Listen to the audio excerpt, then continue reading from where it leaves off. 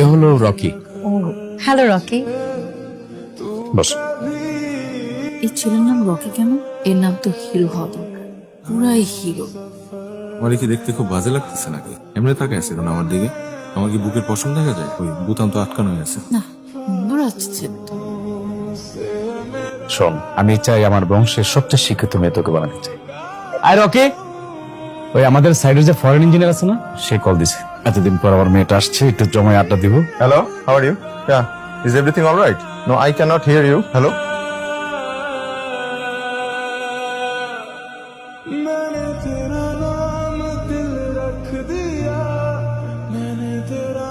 খলিল ভাই, জি আপু। রকিকে দেখে তো ওয়েল এডুকেটেড ফ্যামিলির ছেলেই মনে হয়। সেদিন দেখলাম খুব সুন্দর করে ইংলিশে কথা বলে। ওয়েল এডুকেট তো হবেই, কারণ ও তো ঢাকা ইউনিভার্সিটি থেকে পড়াশোনা করছে। আসলেই? তাহলে পলিটিক্স আসলো কিভাবে?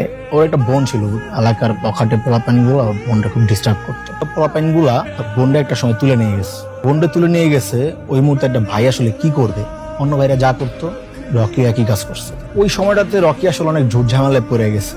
এই ঝামেলা থেকে রকিরে তোমার আব্বা আর কি আমাদের জামশেদ ভাই বের করছে। তারপর থেকেই রকি তোমার বাবার প্রতি অন্ধবিশ্বাসে জড়াই গেছে। তোমাকে যে রকির ব্যাপারে জিজ্ঞেস করেছি এটা তুমি কাউকে বলবে না, আর রকিকে তো একদমই বলবে না। বাবা একটু শাওয়ার নিচ্ছে, আসতে লেট হবে। ঠিক আছে, আমি বাইরে দাঁড়াইতেছি। গার্লফ্রেন্ড আসতে ভাই যদি থাকতো তোমাদের রিলেশনশিপ কন্টিনিউ করার কোনো অপশনই থাকতো না। আমি ওই অশান্তি দিয়ে মেরে ফেলতাম। কি বলতেছো তুমি? আমি তোমার কথা বুঝতেছি না। সবকিছু কেন বুঝতে হবে? আমি তো কোনো প্রশ্নপত্র না যে আমাকে পড়ে তুমি পরীক্ষা দিয়ে পাশ করবো। তুমি আমার কাছে পরীক্ষা ছাড়াই পাশ হয়ে গেছো, যাকে বলে অটো পাস।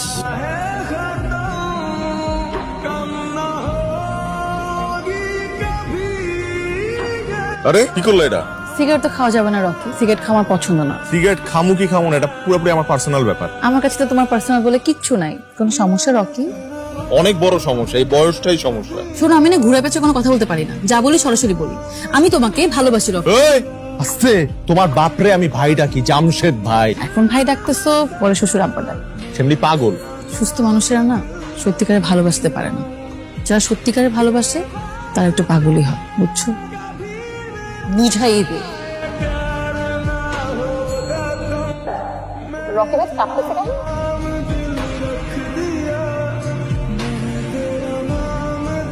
তুমি আর বাসায় আসো না কেন? আমার ইচ্ছা, আমি আসি না। তুমি আমাকে ইগনোর করছো না? তোমাকে আমি অ্যাটেনশন দিলাম কবে যে ইগনোর করবো? তুমি আমাকে কি ভাবছো আমি জানি না। আমি তোমাকে ছাড়া থাকতে পারবো না। আমি মিথ্যা বলবো না, আমি অনেকের সাথে ফ্লার্ট করেছি, আমি অনেক ছেলেদের পিছনে ঘুরিয়েছি, কিন্তু তোমার ব্যাপারটা পুরোপুরি ভিন্ন। তোমার বাবা আমার জীবন সেট করে দিছে। আজকে আমি যে পজিশনটা হোল্ড করি সেটা শুধুমাত্র তোমার বাবার জন্য। আমি যদি তার সাথে বেইমানি করি, এই জীবনে আর একটা মানুষকে বিশ্বাস করতে হবে না।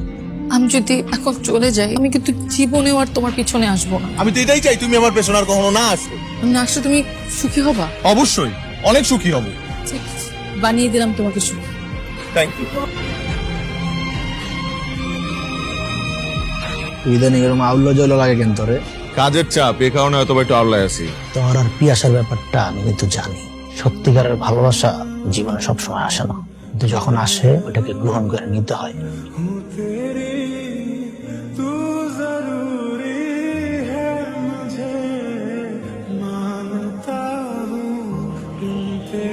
তুমি এখানে কি করছো? আচ্ছা বলো তো, ইদানিং আমার কি হয়েছে? খুব অস্থির লাগে। তোমার কেন অস্থির লাগে এটা আমি কিভাবে বলবো? না, আমার না ওই ঘুমটুমো হয় না। ঘুম না আসলে ঘুমের ওষুধ খাও।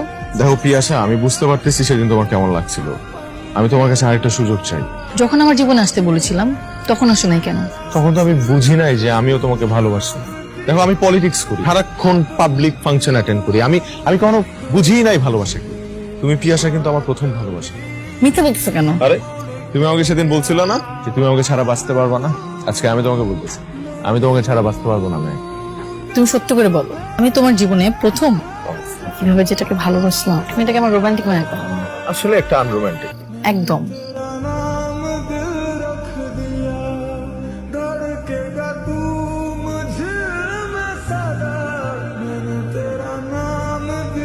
ভাই, আমরা দুজন দুজনকে অনেক ভালোবাসি। দেখ পিয়াসা, আমি না এগোর মতো পোলাপাইনটা খুব ভালো করে চিনি। রকি তো ভালো ছিল, শিক্ষিত ছিল, ওদের পরিবার ভালো, একে অপরের সাথে ধরে গেছে। আমার দায়িত্ব হচ্ছে দুজনকে এক করে দেওয়া। আব্বা কি কইতাছো তুমি? রকি, তুই তোর বাবা মাকে খবর দে, আগামী মাসে তোর বিয়ে। আমি তোমাকে কিছু বলতে চাই। বলো। ঢাকাতে আমার একজন বয়ফ্রেন্ড আছে। কি বলতেছো এগুলা? চোখ করতেছো নাকি আমার সাথে? আমি তোমার সাথে টাইম পাস করেছি। আমি ভেবেছিলাম তোমার আমার ব্রেকআপ হয়ে যাবে। তাহলে এতদিন যা ছিল এগুলো কি সব নাটক? টাইম পাস করার জন্য আর কাউরে পাইলা না? তোমার মতো ছেলের সাথে প্রেম করা যায়, বিয়ে করা যায় না। ইয়েস, আমি আবারও জিজ্ঞেস করতেছি, তুমি এগুলো সিরিয়াসলি বলতেছো না ফান করতেছো? আমি ফান করছি না। তোমাকে বিয়ে করার চেয়ে মরে যাওয়া অনেক ভালো। তাহলে আমার সাথে এরকম করলি কেন? কি ক্ষতি করছিলাম আমি তোর? আমি তো তোর কাছে আসি নাই, তুই আসছিলি আমার কাছে। তুমি তো সেরা হন। ভালো ভালো অভিনেত্রী অভিনেতাগুলা অভিনয় কেন করে না জানোস? কারণ তারা বাস্তব জীবন অভিনয় করে। তোর মতো অভিনেত্রীরা বাস্তব জীবন অভিনয় করে জীবন শেষ করে দেয় আমার মতো ছেলেদের।